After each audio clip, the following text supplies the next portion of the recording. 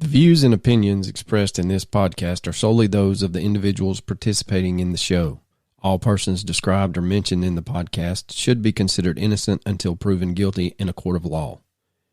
This podcast contains subject matter such as violence and graphic descriptions along with adult language, which may not be suitable for all audiences. Listener discretion is advised. On September 20th, 2004, a 22-year-old woman is found murdered in the home of her boyfriend. What exactly happened to Rebekah Gould? You're listening to the Mysterious Brews podcast, and tonight we bring you the case of Rebekah Gould.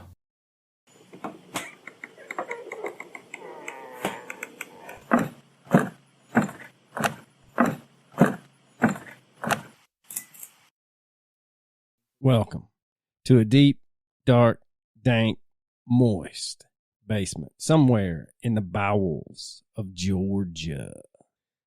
This evening we have with us Miss Jennifer Bucholtz, and we will be discussing the latest developments in the Rebekah Gould case. As anyone that follows true crime knows, Rebekah's case was featured on Dateline back, I think, about 3 or 4 days ago, maybe Friday night at the latest. So we wanted to get Jen in and clear up some of the glaring problems that we saw in their coverage, as well as discuss how the case is really not completely cold. Even though we have a confession from one William Billy Miller, we are going to pick Jen's brain and see what she has to say about the Dateline episode and some other questions that still are out there. Now, just to give you some background on Miss Bucholtz, she is a former U.S. Army counterintelligence agent, decorated veteran in the Iraq and Afghanistan wars.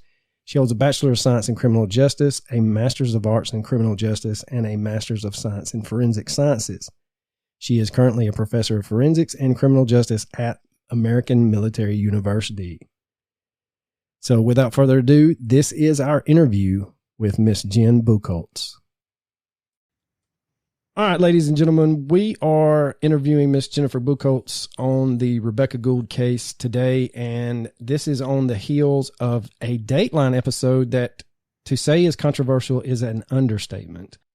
We first covered Rebekah's case way back on episode 46 in the archives. If you want to go back, I suggest you listen to that if you do not know about Rebekah's case.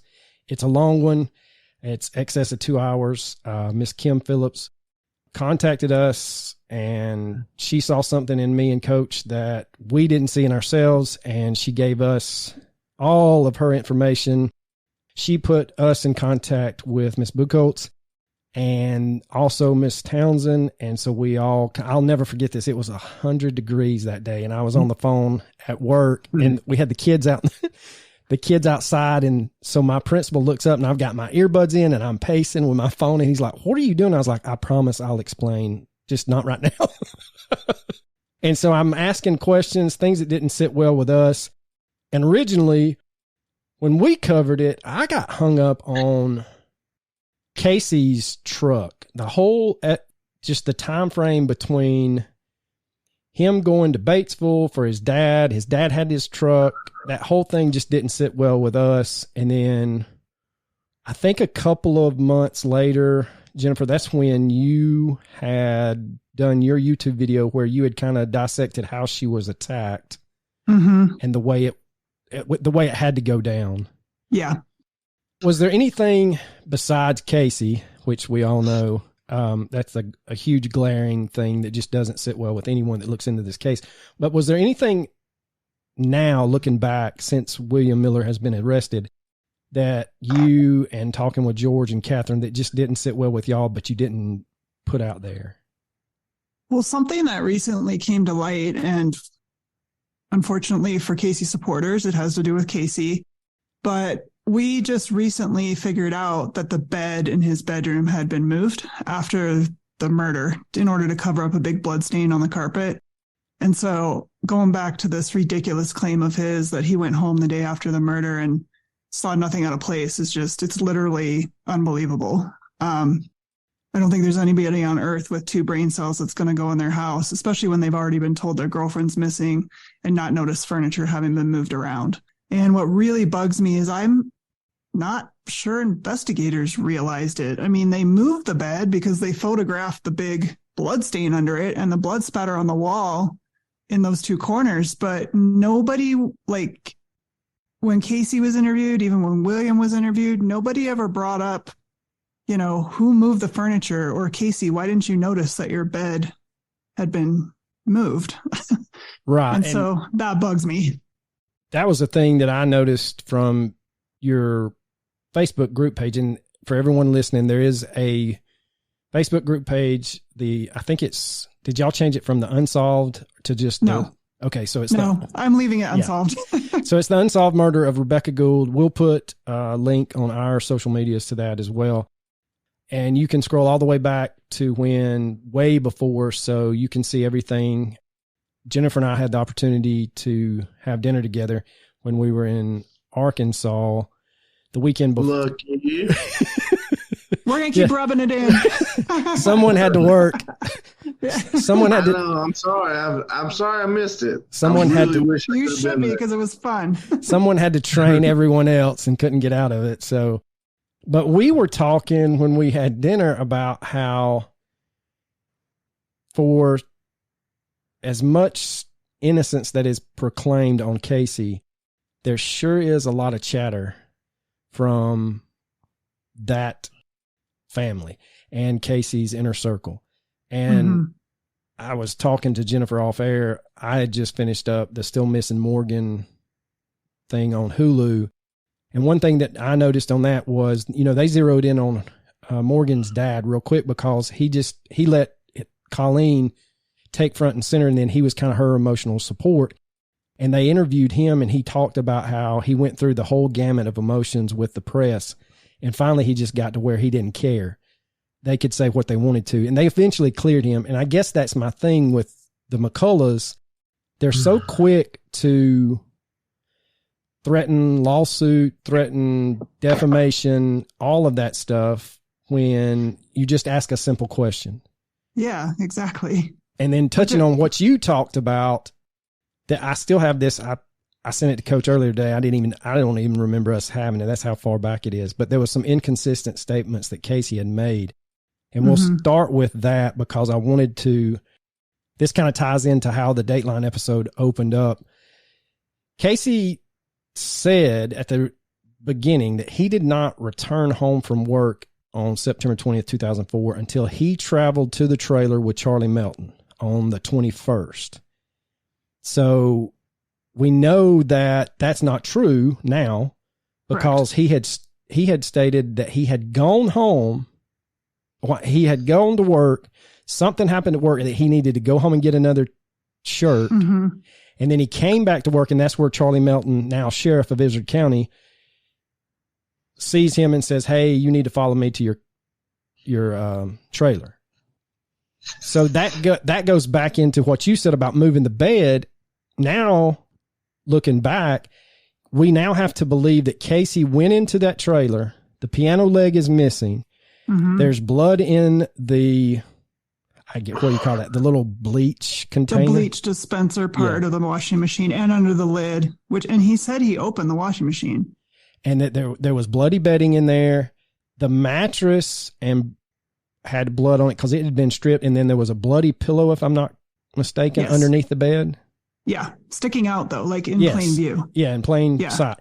And then in the Dateline episode, Charlie Melton tells Dateline that he's the one that flips the mattress and examines the washing machine when he goes in with Casey. Yeah. But they never ask him what Casey's reaction was. It was just, well, when I went in, I saw this. Yeah, exactly. And why wouldn't Casey tell Charlie, like, wait, my bed's in a different place than when I left the other day? Right. I mean, come on. The other thing that I don't understand is there's that washcloth, or since me and Coach are from the South, that wash rag is laying right there next to the end table.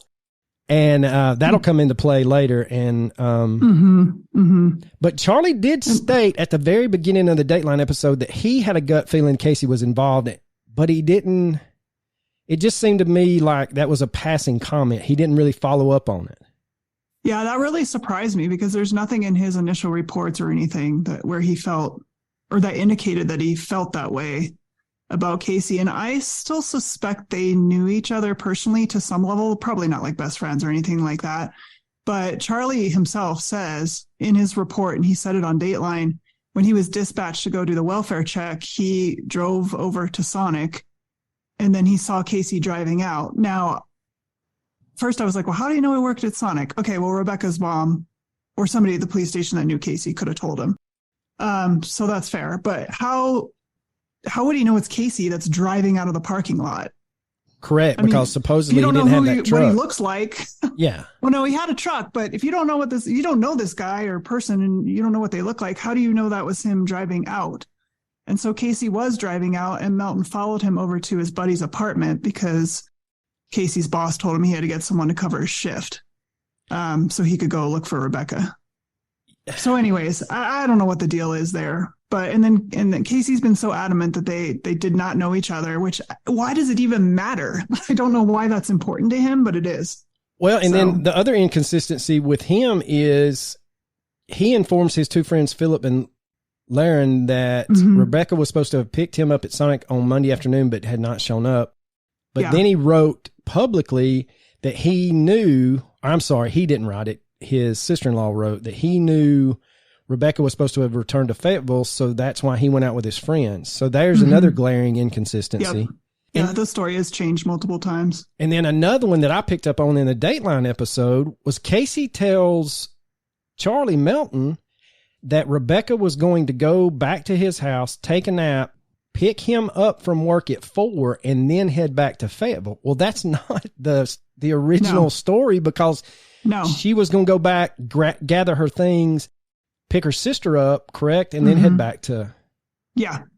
And I just thought, man, just the little knowledge I have of the case, that was a huge glaring, and that's the first 10 minutes of Dateline, and it's an hour and 30 minutes long. Yeah. Look, I mean, not everyone, there's a handful of people that are still upset with me and George and Catherine and others because we continue talking about this stuff, but it's like, don't be mad at me. Ask Casey why he changed his story all these times. We're just pointing it out and discussing it. I'm not putting words in his mouth. He said those words. He put himself in this position. So, Exactly. Well, the other thing is he's not willing to come forward and clear the air. He even had the opportunity with Dateline, and he released that canned statement. Yeah. I will say, some of the followers of both of this, our podcast and your Facebook page, got on Twitter and absolutely took Dateline to the shed. I was like, yes. But anyway. Oh, did they really? Yes, I didn't even check Twitter. I don't know why I thought about it, but I did. That's and funny. So I was like, yes. And there's one guy on there when you see that, if you get on there, you'll be like, oh yeah, I know who that is. And he would definitely do that. It's not me. Let me just say that. Yeah. Well, thank you. Yes, right. Because, I'm not trying to roast an innocent person, but you brought it on yourself, and they played this on Dateline. He said she was the most beautiful creature I'd ever seen. Well, but then you don't go searching for her when she's missing, or enlist the help of your friends to search for her, or even lift a finger. Or go to her funeral. Or go, yep. Yeah, contact her father at some point through the years, or her family. I mean, nah. And he's the one that throws shade on the previous boyfriend that had gotten the lady pregnant. I think her name was her Jennifer. Name? Jennifer, yeah. Now, I don't want to speak ill of the dead, and that's not what I'm saying, but Rebekah's sister Tiffany and is it her half-sister or stepsister Angela was on Dateline. I didn't even know who Angela was before. I mean, I had heard the name, but when I saw her face, I said, who is that? I don't even know who this is, which tells me they had no bearing on how this case went. Right. And then in their interview, Tiffany states that she thinks that Rebekah's gone partying without her car and her purse. And I'm like, that just doesn't make sense. That's not. And dog and phone. And I mean. And then they're the two that state that there was a love letter from Justin in Rebekah's purse saying that he loved her and he wanted to be with her and they had loved each other since high school. And that was the first I'd heard of that. Yep. Same for everybody else. That's not in the case file. I have no idea what they're talking about or where that came from or if it's even true. But I would think if that had been found, it should definitely be in the case file. I mean, they did take a lot of photos inside that trailer and the contents of her stuff. So I don't know what they're talking about. It's not in anybody's report. And it's not in, you and George now have a hold of the case file itself. And it wasn't in there either, was it? There's no copy of any letter from him. There's nothing in any of the law enforcement or CSI's reports about finding this letter. So I don't know where that came from. I'd love to know what it said, but I'm not going to take their word for it until I see something more solid from the ASP on it, and I don't have it. Right. And now we get to our mutual favorite, Mr. Dennis Simons. Egotistical just barely scratches the surface on this one.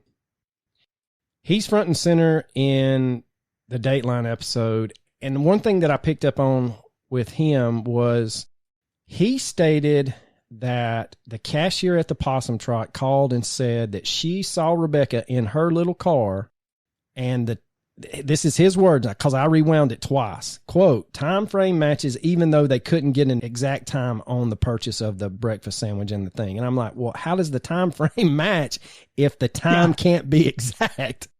And I know we spoke about the receipt. Yep. Which does have a specific time on it, 8:03 a.m. So I don't know why he's saying there's no specific, but I think it's because we've called them out on this after getting the case file. So here's a story for people that don't know. According to the case file, so they never collected Casey's time card from Sonic. I have no idea how that got overlooked.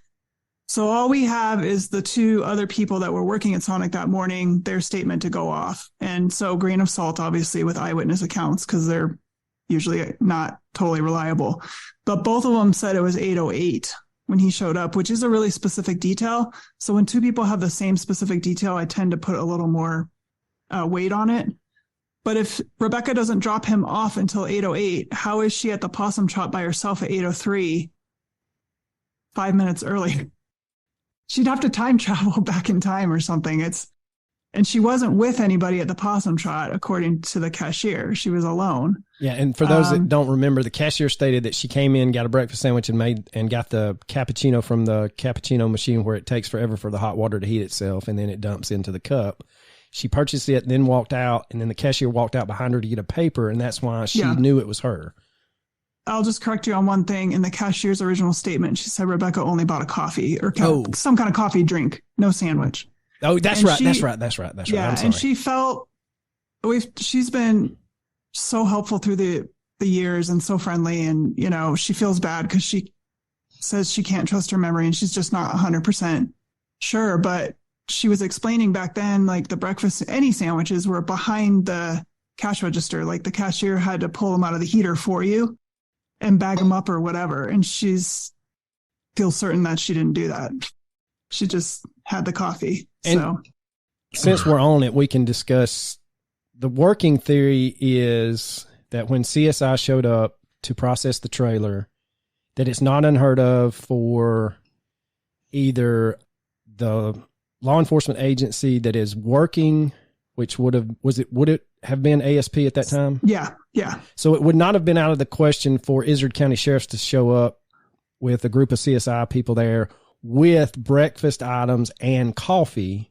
Yeah. And for someone to grab it. And the working theory is that coffee and the breakfast sandwich that they find in the microwave could easily be explained away from just a technician grabbed his, it got cold, stuck it in there, and then forgot about it. Yeah. Or saved it for later and forgot it. Yeah. That's just one theory that I have. I mean, there's several ways to explain it, but I don't think it's in good faith to just assume it belonged to Rebekah. There was no fingerprints. I mean, I don't know what they did in terms of fingerprinting on it, or could they, but there was nothing that actually linked it to her other than this receipt. But again, the problem is that time frame. She couldn't have been at the store at 8:03. If she dropped him off. It would be more like, if she dropped him at 8:08, and then it's a couple miles back to that gas station. So figure 8:13 or something she'd be pulling in.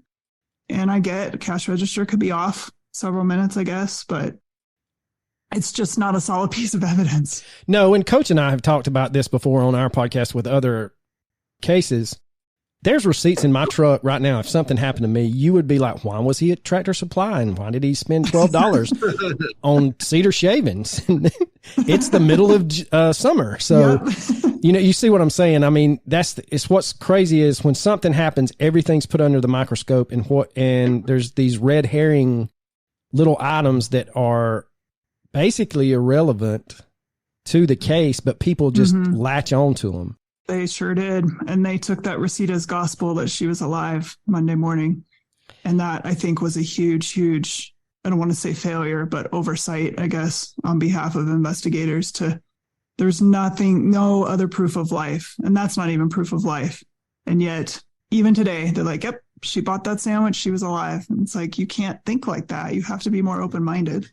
Correct. And then Simons, again, on the episode, says that they start immediately looking at other family members and that he talks to Casey's dad, Claude, and eliminated him due to the fact that he was training a driver and was in Kentucky, I think's what Simon said in the episode. And then he just drops this little nugget that Billy William himself was questioned by Texas authorities, but nothing ever came of it. Which there's a reason for that. Right. Which what we know now is, we'll get into his time frame during the confession, but he was in the area. Him and his mother were going to move. The family was going to move back to Texas. There's a whole kerfuffle with renting a U-Haul truck and leaving and taking his brother out of school and why they couldn't have. If you're going to hang on, if you're so diligent in your investigation that you figured this receipt out, this U-Haul truck and all this other stuff with this family member just kind of slips by you is hard to believe. I know, but so much slipped by them. Yes, there's a lot. I mean, yeah, it's so many of those early interviews with Casey and stuff. Like there's just so many glaring red flags and changes in statements and stuff, and they just ignored it. But, and in fact, Casey took a polygraph that the day Rebekah went missing, he failed. They never even asked him about it. Nope. I'm like, why did you even give him one? Well, it's a tool you need to use during your interview. One of the things, I think originally Simon said that Casey couldn't have done it because the time frame just didn't match because he had eyewitness statements that he was at work. Yeah. And I'm like, but, and to just reiterate your point, but you didn't believe it enough that you gave him a polygraph. But yet, yeah, I could see you clearing him if the polygraph came back, he wasn't, or he told the truth. But now you have something contradicting that. Why don't you press him if they just pressed a little bit harder? I know. Yeah. Yeah. But their questioning technique was horrible. Simons goes on in the Dateline interview to tell that basically he put J.B. Yates through the ringer back then.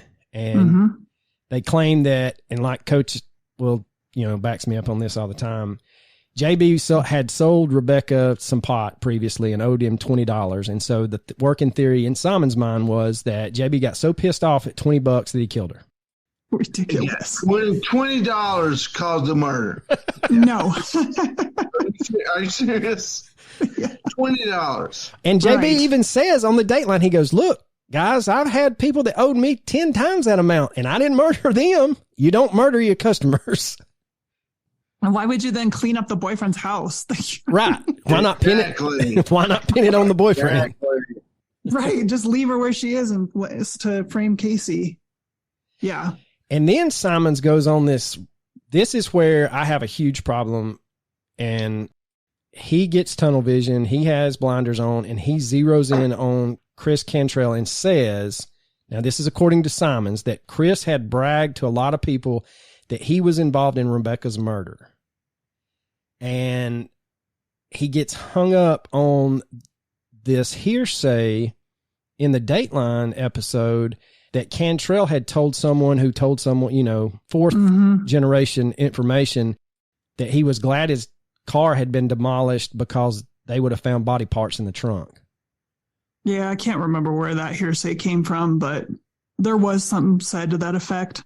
Well, I don't know if Chris said that, but there was something to that effect reported to Dennis. And again, he's just operating off hearsay and absolutely nothing else. And my argument would be, okay, so you think Chris's confession is valid, but why not Casey's later confession to his buddy, which contained details only the killer could know? Like you got a double standard going on here. Well, and I'll tell listeners, this case file, 50%, I bet, is just about Chris. Yeah, it's that's just what I was going to say. Chasing Chris through the years. There's nobody else. Well, he's even in the episode, he says after they spend like 5 minutes of him talking about Chris and Chris and Chris and Chris and Chris. And then he says, quote, "No, I know Cantrell didn't have a motive or access to Casey's house. That's why I ruled him out." And I'm like, you didn't rule him out? He never ruled him out. You hounded him. Yes. Him. Yes. He said he knew he murdered Rebekah, and if he couldn't get him for the murder, he'd put him in prison on the installment plan. And we have that in writing. Or it's a transcript from a conversation he had with somebody. Well, he follows up that genius quote with, "I know all the evidence in the trailer excludes JB, Jennifer, Chris Cantrell." And I'm like, then why did you wasted all those years and all those resources and the effort chasing this poor boy? Yeah. But did not adequately look into the people who we know were in proximity to the victim within, the day or two prior to her death, meaning the Millers. Yes. And then we kind of spoke about this while Coach was trying to get into the meeting with our lovely account that we have, that I was telling Jennifer, it's always some kind of gremlin in the machine when we try to record. Yeah. So I'll put this out here and then you can follow up with how y'all were excluded. Okay. In the episode, they use Catherine Townsend's voice and her tagline from "This is Catherine Townsend and this is Helen Gone." And that's the only time that she's mentioned.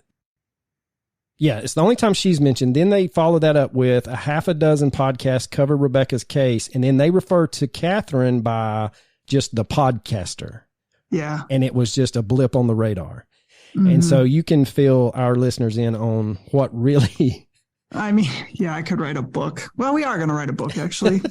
And guess what, Dateline? You're going to be one of the chapters. All right, so here's this is our understanding. So when Dateline, and by the way, me, George, and Catherine have been talking to producers at Dateline for over 4 years. So for those of you who got your 15 minutes of fame, you're welcome. So, and the reason Dateline wouldn't cover it 4 or 3 years ago is because there was no arrest, there was no adjudication, and they don't really cover cases that are still unsolved. So we had to sit and wait. And then, of course, soon after Williams arrested, we reached back out and they're like, well, let's see how it goes. Like, let's see how he pleads and if it's going to go to trial, because if it goes to trial, then we want to wait and get footage from the trial and on and on and on. Fine. And so they finally decide after the conviction to do the episode. And I spoke with the producer at length. She was actually lovely. She was so fascinated about the forensics and like how I analyzed the injuries and the videos I'd made and like the behavioral analysis. And we had a great conversation, and that was the one and only time we spoke. George actually went and had dinner with her and Dr. Gould. And I know Catherine spoke with her, and then we all got excluded.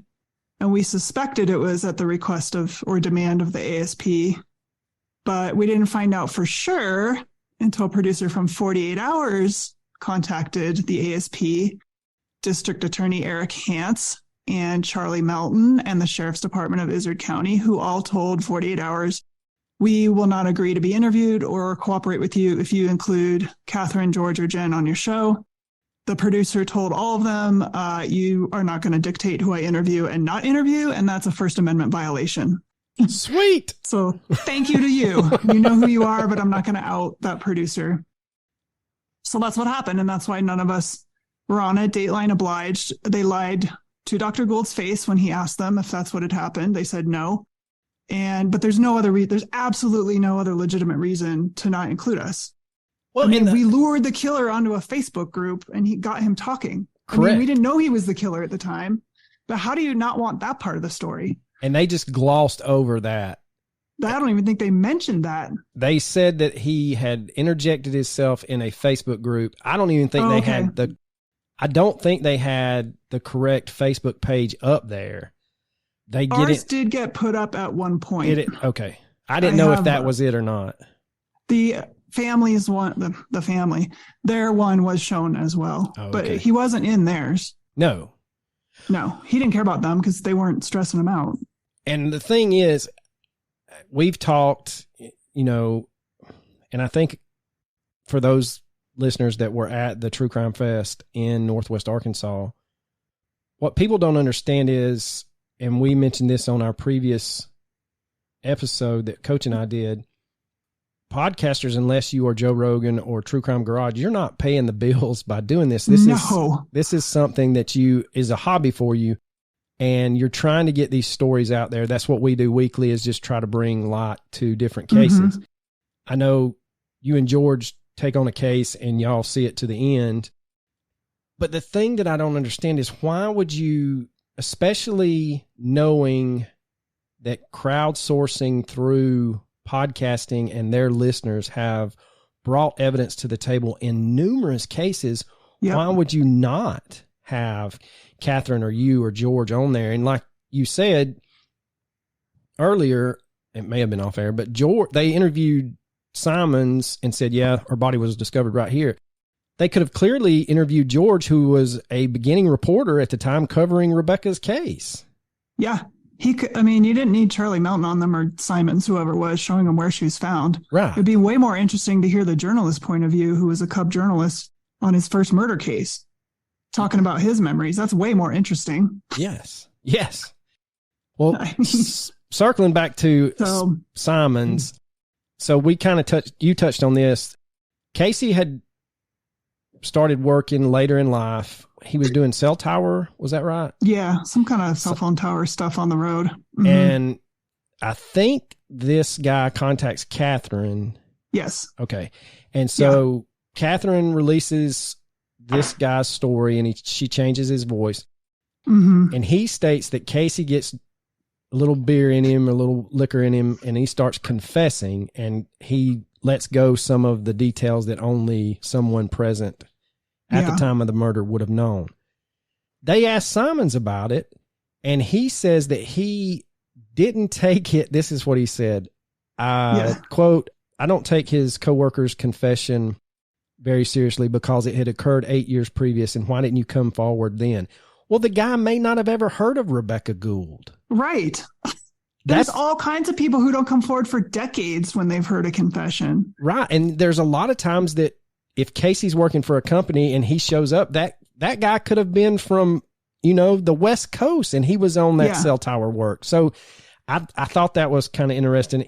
And then Simons dismisses it even further and says, the reason this guy came forward is because Casey had slept with his ex-wife. That is not a fact. No, it's not. Never been proven. It has never been proven. I was just flabbergasted by the whole thing. So, Simon's that's a dead end. We're not going to talk about this, blah, blah, blah, blah, blah, blah. But he just is killing me. And here, I just want to say one thing about that guy's story or recollection. That's the most important point, that when as soon as I heard it, I knew it was true. But he said Casey told him and Rebekah got into it. And then Rebekah turned to walk away. And I said, there is nobody on the face of the planet that knew that back in 2018. Because I didn't do my injury analysis until 2019, I guess it was. And then I have a video up on YouTube that I did like early 2020, explaining that the only way we've been able to recreate her injuries is if she's upright and she had her back turned to the person that swung, and then she turned her head to the right into the first swing. It's literally, we've spent countless hours on this. And so the prevailing theory for years was that she'd been in bed asleep when she was hit. I have a second video on that showing how that's impossible. And this guy, there's no way he could have come up with that on his own. No. And so Casey had to have told him. And the only way Casey would know is because he witnessed it or was told or did it or something like that. So correct. Now, we kind of glossed over it, but let's get into it a little bit more. And so y'all have got your Facebook group page. We had joined by this time, unbeknownst to us, and I was trying to keep up with it. But William Miller, who is Casey's cousin, he joins, and then he starts interjecting himself into the discussion on the pages. But he goes one step further, and he starts privately messaging you and George, correct? Yes, correct. Yeah. in January of 2020 is when I got the first private message from him. Yeah. And we're not talking about just a couple or 10 or 20. We're talking, I think you said at one time, you told me that it was excess of like something like 600, 700. There might be that many messages. I don't think it's that many. I downloaded the whole message traffic the day after his arrest and sent it to Mike McNeil. And I want to say it was close to 100 pages if you printed it out. So I don't know how many messages maybe that does translate into 600. I don't know. Well, I'm thinking between the two of you, it may get up that high. But 100 pages, 100-page transcript is a lot of messages. Yeah. And that's not even, that's just your interaction. That's not George's, is it? Yeah. George had not a lot, just like a few exchanges, but Kim Phillip did too. Kim Phillip and William Miller actually had a friend in common. It's really bizarre. And he messaged her about that when that person died. God. So, but we exchanged many messages. When he joined the group, I knew who he was. I knew he was Casey's cousin. I had no idea he should be a suspect because I knew he had been living in Texas at the time of the murder with a fiance and a kid, but I didn't know he'd been in Arkansas that weekend. So it was many months before before we got a tip that William Miller had been in town. Now, the ASP had known that all along. That would have been really nice to know because my exchanges with him would have been so much different. Right. And then going back to Simon's having blinders on, that kind of just reiterates our point, because if ASP knew that William Miller was in, why did they send Texas authorities? Why didn't you just travel down there and say, hey, look, I know that your mom went and got your brother out of school. Y'all went to Missouri to get this U-Haul and you had to wait a day, and then you loaded everything up and moved out of town. So let's talk about that. Yeah, exactly. And something that came to light in recent months is that the officer in Texas who was sent to interview them actually knew William personally and had played football with him in high school, and they partied together. Oh, wow. So, of course, that's going to change your viewpoint on this guy that you're interviewing, and you're not going to want to think he's a suspect. So I guarantee that was one big detriment to that interview. And then the other one is that they didn't separate William and his mom and brother. They went to the house. The officer went to their house and interviewed all three of them together, which you never do. No. I mean, heck, we are school teachers and we know that. Yeah, exactly. Come on. Haven't they watched CSI or something like that? God dang. So in Dateline, this is where I just had to pause it and get up and do something. Simon's the bleeding heart, he's always a champion for Rebekah's case. Quote, reluctantly handed over Rebekah's case because he did not want it left unresolved. And I found that laughable. It was not that he handed it was not that he handed it off. No. Very laughable. I think I took a huge gulp of wine when I heard that. Yeah, I was like, I need some more coffee after that. So he goes on and plays the poor, pitiful detective at the end of his career. And in 29 years, Rebekah's case is the only unsolved case that I have. And I'm like, well, that's a red flag right there, if that's the only one that's unsolved. Yeah. Yeah. So, and I'm not going to get into nitty gritty on his cases, but me and George have had several people reach out with knowledge of loved ones or friends or whatever that died, and the case was clearly mishandled. And there's at least two I can think of where he ruled it a suicide on the spot. Fahmy Malik. Before the autopsy is even done. And under very suspicious circumstances, I'm like, oh, maybe that's how you closed all your cases. Because anyways, I don't want to make accusations that I don't know are unfounded, but he did not reluctantly hand over he may have reluctantly handed it over. Actually, that part might be true, but he was forced to hand it over. And we have the document that shows it being reassigned to Mike McNeil in January 2020. So, and I will say Mike McNeil's segment on the Dateline episode, you can tell he said they had to take a break. Yep. And he came back and he said, when he composed himself, he said, these types of cases are the last thing you think about when you go to bed and the first thing you think about when you get up in the morning. Mm-hmm. And he felt like that when he let, I'm kind of jumping the shark here, but he let William talk to his mother before he got a confession, Mm-hmm. He felt like that he had dropped the ball, and then he was not going to be able to live with himself if that had turned out. But it didn't, thank God. Yeah. So McNeil gets assigned the case, and I will say from what I had read and talking with you, he does look at it from a fresh set of eyes, and he starts back at square one, and he goes to Casey. Mm-hmm. Mm-hmm. And then he works his way through all of Casey's brothers.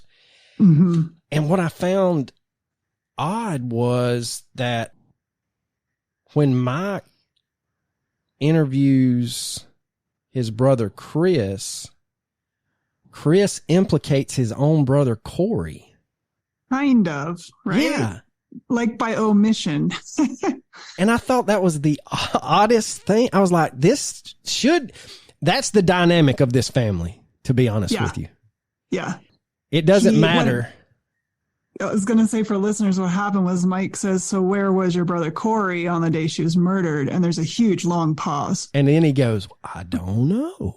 Kind of like, I'm just as surprised as you are. Yeah. Like, we've never talked about this as a family in 16 years. I mean, give me a break. Yeah. And Corey, my God, what a... Prick. There's a word. Yes. I'll let listeners know I like this little story. You guys know. This just happened yesterday.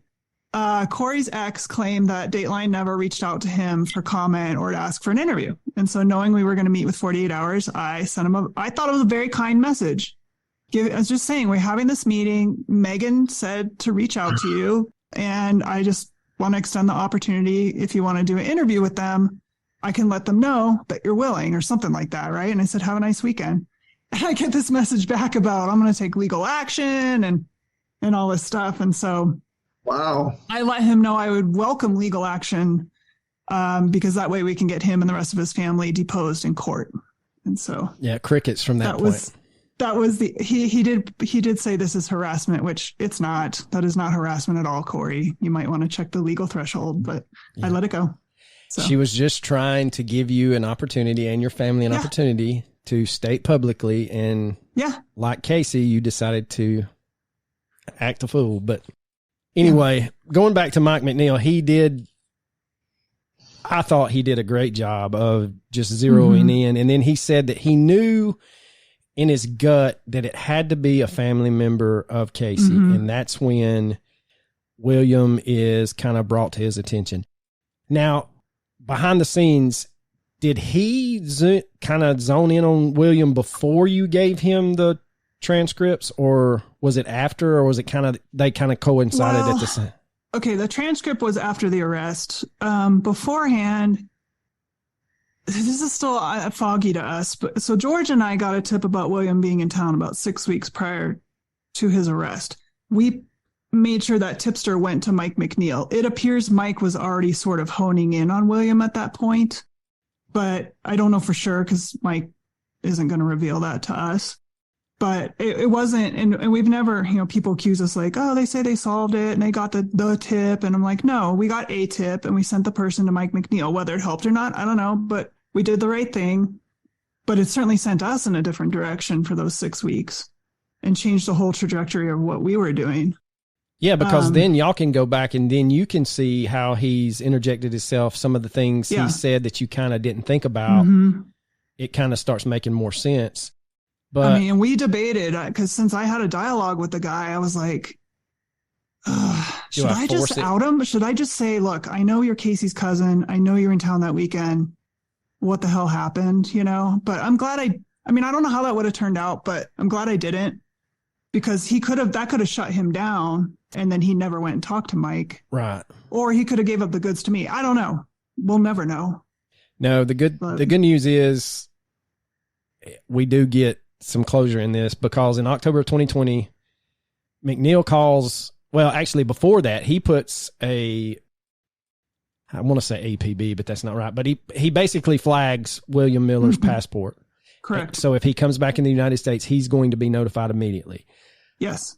So he knows he's back in the country. And then he calls Linda, William's mother, and asks, when will William be coming back in? Because the holidays were approaching, and she was like, oh, now he won't be back into November. And he goes, look, I knew he was in town. I knew he was in the U.S. Yeah, he already knew. Yeah. And then she calls him back. It didn't say a time frame, but it seemed like within, I'd say, a couple of days. Yeah. It tells him that her and William would like to meet with him on November the 7th. Mm-hmm. So and Jeremy. And so they all fly out, or not all fly out, but McNeil flies out and he gets the interview room, and then that whole polygraph thing he plays. I mean, those were some cool hand Luke moves that he had with the polygraph. Mm-hmm. He gets William, for those of you that don't know, in the interview, and the interview's out there they do show it on Dateline. He gets William to admit that he would, I think McNeil's saying was, if you're ever back in Arkansas, you wouldn't mind doing a polygraph, would you? And he's like, no, yeah. I'd do a polygraph. And so then he waits a couple of minutes. He's like, hey, I mean, you said you'd do a polygraph. You want me to see if they've got one here? And so now he's got him. Yeah. What's he going to say? Right. And so he's already got a guy in the detective room. And so he fakes a phone call and, hey, do y'all have a polygrapher here? And, oh, okay, 30 minutes. Is that all right, William? And he's like, yeah. And so then he starts with his whole demeanor changes. Yeah. From that point forward, you can see him start to fidget. You can see him looking up, and he's shifting his weight. And then he starts with, I've got anxiety. I've got real bad anxiety. Yeah. And medication, blood pressure. Yeah. He's throwing out and the thing about those things, it doesn't matter because you have high blood pressure all the time. So every person has their own baseline on a polygraph is what we call it. So it doesn't matter if you're on medication or you have high blood pressure, high heart rate. That's just your baseline. So and he starts speaking. He just starts spouting off these questions as he's saying that he's got anxiety and blood pressure and he's taking medicine. And he asked, am I a suspect? And then he asked, polygraphs aren't admissible in court, are they? And then McNeil kind of was like, no, man, the defense and the prosecution would have to admit that or agree that they could be admitted. And it's just really, it's weird. And, then he asked him, why would your DNA be in Casey's trailer? Mm-hmm. And that's when William comes up with this. Well, all of Casey's furniture is my mom's. So, I mean, my DNA would be on everything, including the bedding. Yeah. And then he's the one that says my DNA would be included on the bedding. And I was like, you just hung yourself, dude. Yeah, I know. And what a stupid excuse. Like, your mom who lived 12 hours away gave all this like they came down and got all this like Claude doesn't make enough money to buy some furniture. I don't even understand like why that would happen. So yeah, he just spouts off after that. I didn't kill her. And McNeil's like, okay. Or no, I'm sorry. I think he tells the polygrapher, I didn't kill her. And the guy was like, okay, that's not, whatever. And then they do the polygraph. The polygrapher tells him, look, dude, you failed. And then McNeil comes back in. And that's when you get, I guess, his last ditch effort, the hunting story. He had gone turkey hunting that morning. I don't know if he said what kind of animal. Yeah, but he supposedly. I think he was trying to say deer. But what people don't understand is before we get this admission from William, he has been on record stating that he took his younger brother to school that morning. Mm-hmm. For those of you that are not or haven't been in school in a while, they usually start school anywhere between 7:45 and 8:30. In October in Arkansas, you got about an hour before you have to leave if you're hunting anything between daylight and the time you got to get someone to school. Less than that, probably. So then he changes it from, while I was hunting, I saw 2 white males jump over the fence and leave out the back door. So I jumped over the fence and I went in and I was like, come on, man. And Mike's like, you were in the trailer? Yeah. And you see it all change right there. He takes that huge deep breath and sighs it out and then everything changes. Is that when he looks at him and goes, I want to go talk to my mom? Pretty much. Yeah. I think the big sigh is before he tries to tell this stupid story about seeing 2 guys in the backyard. But then it turns into, I just want to talk to my mom and then I'll tell you everything you want to know, which I don't like that phrase. But, and like Mike said on Dateline, it was a huge gamble. But I think he had read him well enough. he'd spent enough time with him that it appeared that William was going to be willing to come back in the room. So, but it was a huge gamble to let him leave. Yeah, it was. And I don't know why his mom wasn't like, get the hell out of here. That was the other thing. And McNeil says, and that's when McNeil has to walk away for a second, because it really, I think the gravity of the situation, knowing that case could have went unsolved for the remainder of the time, and it hinged on his decision to let him go talk to his mother. Mm-hmm. And they have video, surveillance video from the police station that, now, I will say that McNeil was closer, and he kind of leans in trying to figure out what Billy is whispering to Linda. Mm-hmm. And we never will know that because. No. But anyway, he whispers something to his mother, and he comes back in and confesses and tells McNeil he's the only person that ever. He says, you're the only person I've ever told this to. And I'm like, you're a lying sack of. Yeah. So, yeah, then supposedly, I know that Dateline chopped up the confession video. Yeah. And made it fit what they needed to. But it was kind of, if you watch it, it's almost that McNeil kind of led him to the point, and that's not the case. McNeil let him talk because William loves to talk now. Mm-hmm. He did tell him that the ruse to get in the trailer was that he had parked down the road and walked up and said that he needed to use the phone. Yeah. And this is where I think both of us will call bullshit, is she opens the trailer door, says, here's the phone, and then she turns and walks away from him and goes to the bedroom. He says that he's pacing back and forth, and I think this is where he tells McNeil he's got some kind of dark entity in him or something. Yeah. And so he's something to that effect. Yeah, he struggles fighting this feeling, and in his pacing, the piano leg falls off, and he just picks it up, hits her twice because this thing, and then his story was she was laying down and was asleep. He hit her twice, and he just went in and killed her. And when he realized that she wasn't dead, he used a tie to strangle her. Yeah. And I'm like, well, none of that, the hitting twice fits, but that's the only thing that fits. Yeah. Well, a strangulation may. Her hyoid bone was broken or separated in 3 parts. The coroner said the cartilage that holds the 3 parts together could have decomposed. I don't believe that. Not over 6 days. I think that's just where the weakest points are in your hyoid bone, and that's where they usually break. But the fact that she has a broken hyoid bone, we never, ever, ever publicize that. Nobody knew that. And the fact he brings up strangulation, I'm like, dude, you knew what happened. Either you did, you did, or you witnessed the strangulation. Yes. Yeah. So now, am I incorrect in thinking the hyoid bone, is that indicative of manual strangulation, or is it? Okay. So it can break in either, but it's much more common in manual strangulation, which is where someone uses their hands to strangle the person rather than a ligature. Now, it's not impossible with a ligature, but it's just not nearly as common. So I do kind of question that whole part. But I mean, there is a tie in the crime scene photos. There is a tie hanging on the wall, which seems really odd. I thought that was odd too. And I wonder about it because they didn't collect it as evidence, but by the time she got strangled, she was very bloody. Profusely. Yeah. And that's what I was thinking. I don't see any blood on that tie. So I think that may have just been a way to distance himself from that act mentally. And he tells McNeil in his confession that he took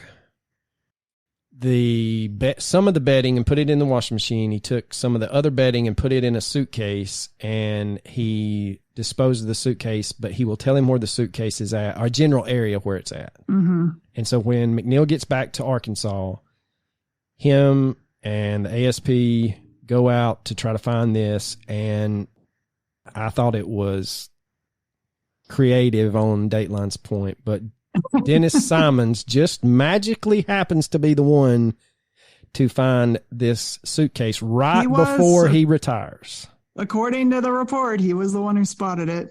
There are coincidences that happen in cases as much as we don't want to believe it. But my bigger issue is it's hard for me to believe that suitcase was in the elements for 16 years. It's just really difficult. Right, and there's photos of that on y'all's Facebook page. Oh, yeah. Yeah. Mhm. And so our listeners can go to that. Again, we'll post a link to the Facebook page where you can peruse all of the case file, all of the the pictures. Jennifer and George Yep. have done a great job of painstakingly going through that case file, and my hat's off to you, because I had a gentleman give me a case file on a case he's doing, and I was like, this is 150 pages that I'm going to have to print out and put into piles.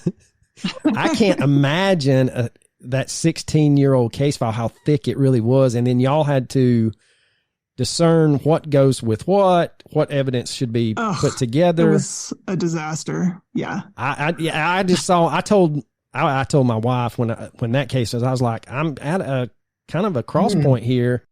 What do I just say, no, dude, I don't have the time to go through this? Or are you going to come home one day and I've got the entire living room with stacks of papers? So, but ours is, Jesse printed it out at work, and it's 5, I think they're 3-inch binders. Oh, I haven't had the patience to go through the paper version of it, but obviously I've gone through the digital version, which is about 2,000 pages that we got. But we know there's more things that are supposed to be in there that aren't. I don't know if we'll get those ever or what, but yeah, we've tried. I did my best in the Facebook group to post the documents in chronological order. But of course, as you know, in Facebook groups, like if someone comments on an older post, it brings it back to the top. But I can't do anything about it. So, right. Yeah, if you want to waste like a year of your life, just go to our Facebook group and start reading. I know. And I told you that since I was out of school, that I was going to start on it. And I did. And I was like, I don't know how it's such a monumental task. And you're just like, do I give up? But you can't. I mean, y'all have so much invested that you want to see this thing through. And a lot of people are like, well, what else are you looking for? Well, the thing is, there's still a lot of unanswered questions out there. Tons. Yes. And one thing in the Dateline episode that was kind of glossed over was the family agreed to a plea deal. And they interviewed Tiffany and her sister, but they didn't ask Dr. Gould about it. Did they approach Dr. Gould about a plea deal? Yes, 100%. I have it on audio recording when he called me to talk about it. So Dr. Gould is Rebekah's legal next of kin. He has ultimate say in any decision making, anything to do with her and her case. The sisters try to, change the narrative to something else. But anyways, yeah, they consulted. They didn't really even consult him. They did. I don't know. In Arkansas, there's a law that you do have to notify the next of kin that a plea deal has been put on the table, but they don't have, even if the family says, no, I don't want you to take the plea deal, they can do whatever they want. So the DA was going to accept the plea deal. But he did give Dr. Gould a heads up. And then on the last day, the last minute, he called and said, okay, we accepted the plea deal. They'll be hearing next week. Dr. Gould's like, when? Because I work and I have people that want to come from out of state. Oh, I don't know. And so I just had to buy a plane ticket and I flew out to George's and hung around for a day. And then they called Dr. Gould and said, okay, be at court at 8 a.m. tomorrow. It's like, it was so inconsiderate the way that they handled it with him. I agree. But the other thing was, I know we had talked through Messenger. I was at a training that I could not get out of. And originally I was going to come in late Friday and talk to y'all because that's when the arraignment was going to be, or the hearing was going to be. The trial was supposed to be 2 weeks later. Yeah.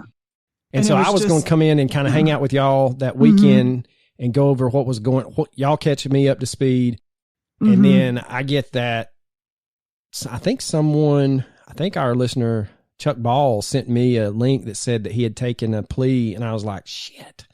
So then I had messaged you and you were like, yeah, unfortunately he has. So now William's behavior since then has not gotten any less suspicious. He, at the plea deal, Dr. Gould's allowed to read his impact statement. And does William in court say it, or does he approach his attorney and the attorney approached Dr. Gould to let Dr. Gould know that William wants to talk to him and confess? I guess Dr. Gould, he actually didn't tell us that he made this request, which is his prerogative. But But I guess he made a request to talk to William after the plea deal was signed and he was a convicted, murderer of his daughter. And William agreed to talk to him, but they went in a separate room. But Dr. Gould became quickly frustrated with William because he changed his whole story. So he's just like, what am I supposed to believe? And I don't know why this guy would do that, because you're just re-traumatizing the father again. But yeah, we're still at a point where, and listeners probably don't know this, but they know it now. Like, I've been communicating with William for about 6 months.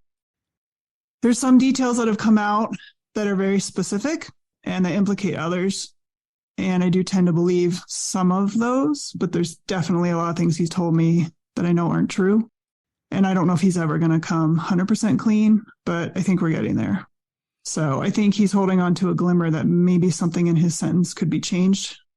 And that's the thing, in the plea deal, he got 40 years. So more than likely, he will not see the light of day. Right. Yeah.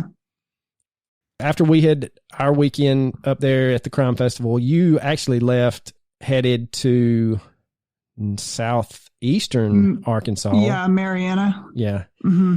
And because William had gotten word that something about the Dateline, and basically said, I'm only going to talk to Jennifer. And so you had driven down there, and really, we discussed it back then too.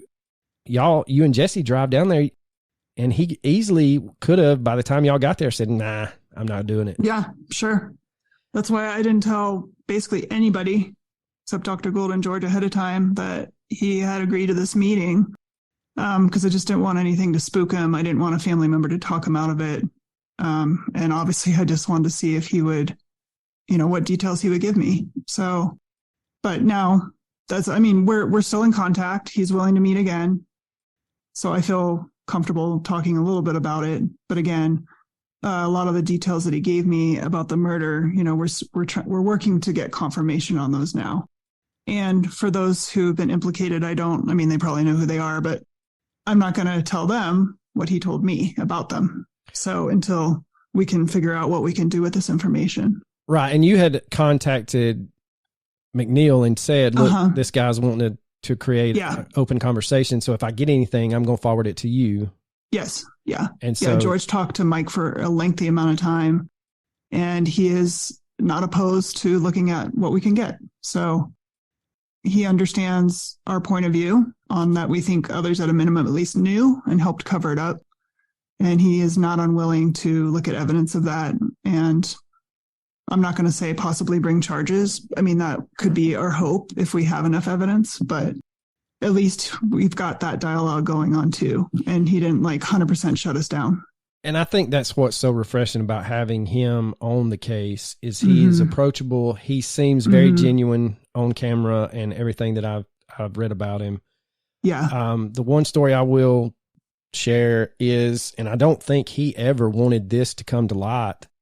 Oh, yeah. Because it was just him kind of letting go.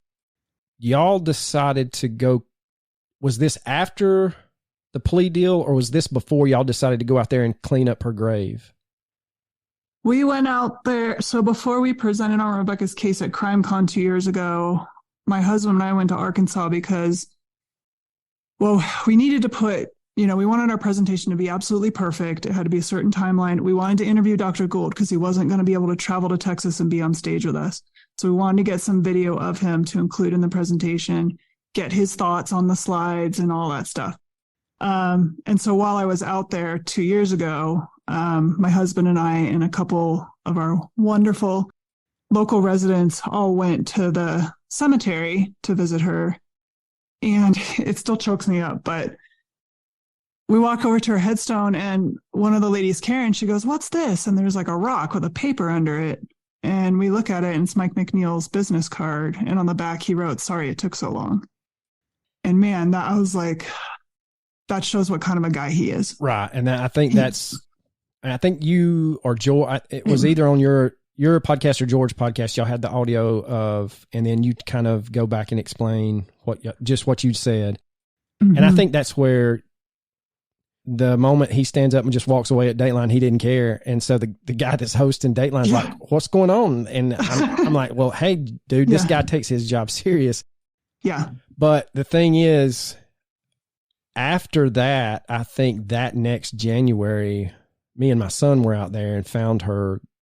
Oh, yeah. Her grave marker. Mm-hmm. And we had an hour to kill before we had dinner with another couple. And it is a fairly small graveyard. So we kind of parked up on the top, and we worked our way around the top, and then we started working our way around the bottom, each side, the left and the right. My son had the opposite side, and I'm the one that found her headstone first. And I just yelled, I was like, hey, she's over here. And it wasn't windy, and I try not to choke up too. I know, it's hard. But I remember me touching her headstone and saying, hopefully you have some peace now. And about that time, there's a hand that touches my shoulder. And so I guess my son had seen me breaking down, and he came over there and we had a moment, but it was just so surreal knowing Kim, that she had trusted us. I called you out of the blue. You didn't know who I was. You told me everything. I had referenced all of your articles. I called Catherine. Catherine was very opening too. We weren't boots on the ground in the case, but I just felt like we had a connection. And I told you while we were in Arkansas, she reminds me of a softball player that I lost to a car accident. And I think that's why it kind of hit home for me. You know, and I will say this, they made a very good point in Dateline to kind of portray her personality, how spunky she was. Didn't matter that she wasn't the oldest. She was going to crawl over people and, yeah, exactly. To get them. I thought that they conveyed her personality very well. And I liked the old school photos that they showed. I was disappointed though, because Dr. Gould gave him like copies of 3 albums worth of photos of him and all those girls when they were growing up. And I don't think they used any of them. No, they didn't. And they glossed over the fact that they all spent time in foster home, but somehow he couldn't get custody. I mean, they tried to allude that it was his fault. And there's been some horrific comments on the Dateline Facebook page, which I don't even want people to go read. But so I did make a post in our group yesterday with some of the court documents that show it was actually the mom's problem, or it was because of the mom that the kids went to foster home, and that the mom was on this foster home care plan or something, that she had to, meet all these criteria to get her kids back. Well, and the reason Dr. Gould couldn't get him, he tried, but the court still had her as a sole custodian? Yes, custodian. Okay. He had no custody. So if he had went and got them, that would be kidnapping. And none of that is even relevant. Like, there's tons of kids that go into foster home and they don't get murdered. I mean, there's tons of kids that have divorced parents and, grew up in this home where the mom and dad don't get along and they don't get murdered. It has nothing to do with her murder. And I just hate that any of that was even brought up. I don't understand why. The way it was presented in Dateline, it was just kind of maybe a minute long, and then there was nothing else about it. And I'm like, well, that doesn't even do this case justice. It has no bearing on the case. Yeah. And the other thing is, they kind of glossed over the fact that Danielle lost her battle to cancer, and that I know Dr. Gould not only had to come to terms with his daughter Rebekah being murdered, but also, Danielle losing her battle with cancer. To have to bury. And by the way, he doesn't even know where Danielle is. That's because awful. The sister you saw on Dateline won't tell him. And that is not a lie. He has tried. I have the text message traffic where he has contacted her. He tried to go visit Danielle before she died at Thanksgiving, then at Christmas. No responses. And that's inexcusable. And Dateline producers knew all of this before, and they still chose to let her get airtime. So, and she's done some really horrific things. Especially, to me, George and Catherine, she tried to get me fired from the university. She interfered with the VDOC Society invitation that thousands of family members would, walk across the planet for. Yeah. And again, Dateline knew all of that and still aired it. And, we'll be fine. George and Catherine are just fine. Our careers are fine. Like, I have a great job in law enforcement. I love doing the cold case stuff, but it's just, when you're making false allegations against your own father, that's just unacceptable. Unacceptable. It is. And then when you basically circumnavigate the process that this case could have went before the Vidoc, what was it, 5 years before?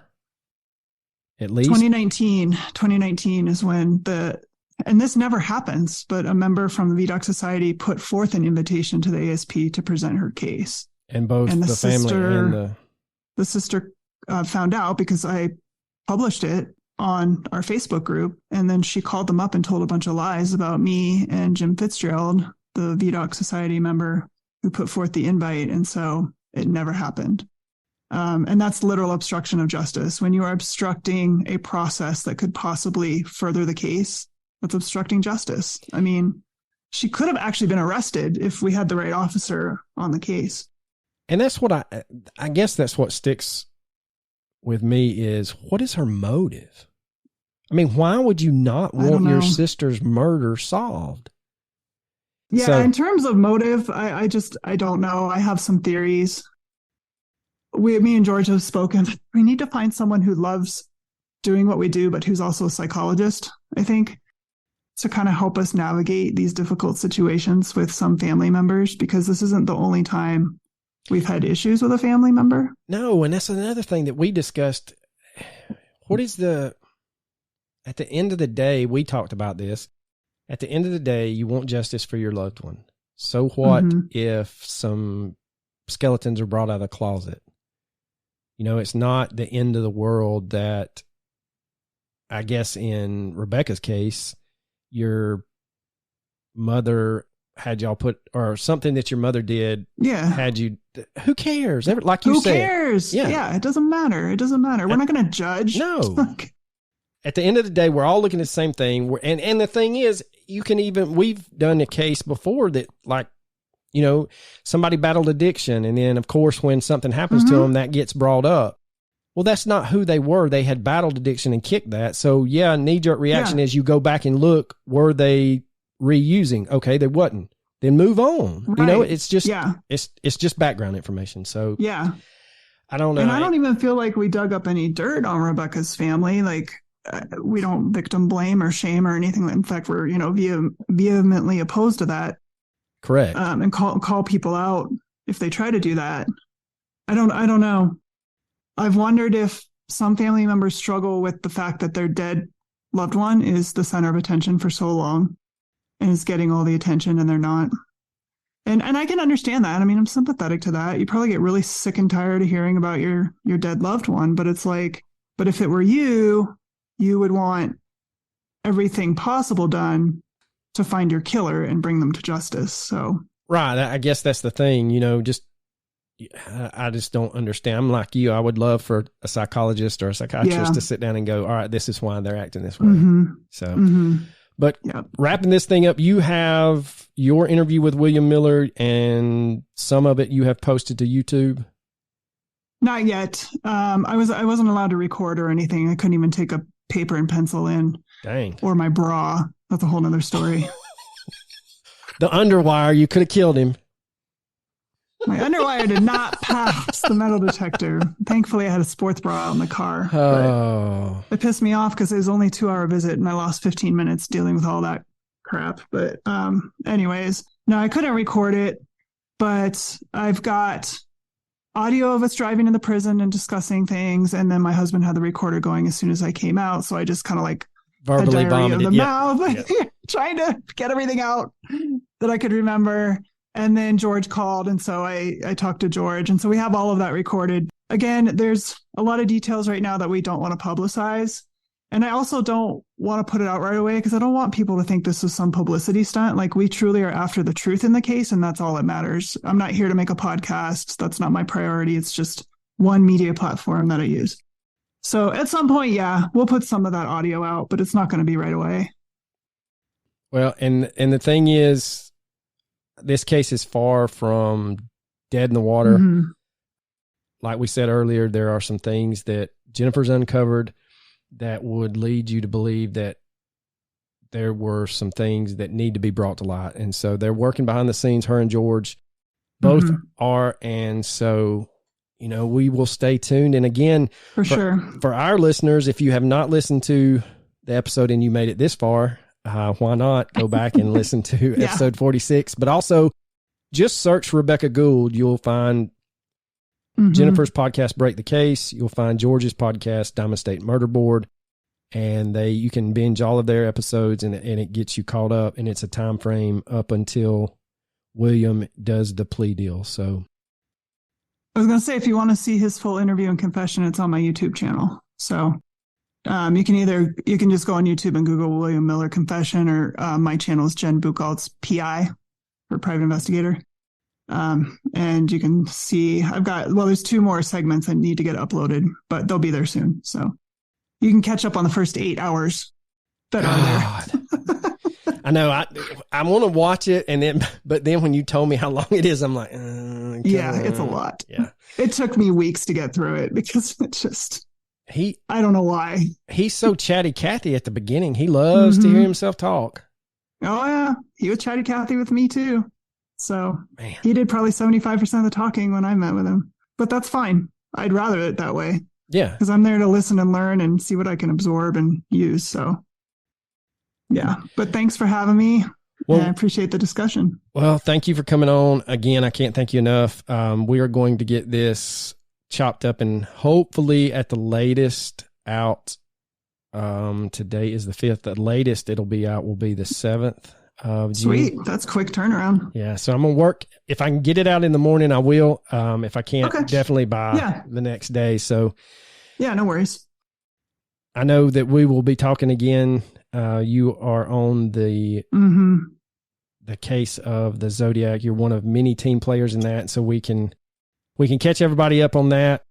That's true. The new happenings of that. So we'll just tease that. And then if you have any questions, let me know. You know, you can email us. You can email Jennifer. If you're not a member of Rebekah Gould's Facebook page and you want to catch up on all the inner workings that are out there, go ahead and join. Again, we'll put a link to that on our social medias. But thank you again. Unsolved Murder of Rebekah Gould is ours. There's a couple of them out there. Yes. You'll see one that says created by family. I mean, feel free to join. It's just all drama based. There's no case file, no anything like progress. Right. I'll leave it at that. The link that I will put on there is the one that people need to go to. Yes. Don't worry about anything else. Yeah. Yep. All right, then. Well, thank you so much. For sure. If you are interested in Rebekah's case, like I said in the interview, please join the Unsolved Murder of Rebekah Gould page on Facebook. There you will find all of the information and the case file documents that they have released up until this point. Jennifer has also hyperlinked her YouTube page to that Facebook group page. On her YouTube page, you can find the entire 8-hour interview that Mike McNeil had with William. We will be reaching back out to Jennifer at a later date. She is part of a group that has determined who they think is the Zodiac killer. We look forward to talking with her again in the near future about the inner workings of the Zodiac case. Well, Coach, you got anything else? You know I don't. Deuces.